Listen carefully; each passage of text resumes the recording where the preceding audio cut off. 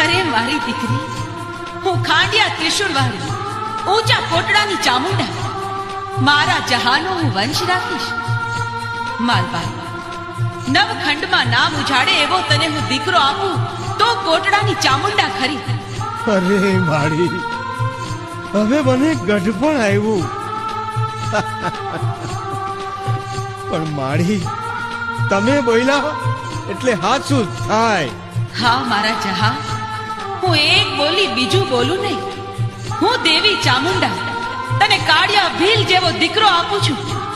ખમા મારા કુળની દેવી, ખમા મારી મહા ચામુંડા. દીકરી માલબાઈ, આજથી 9 મહિના ને પૂરા 9 દિવસે તારે અહીંયા દીકરાનો જન્મ થાય. હું એને પડદે વાતું કરીશ.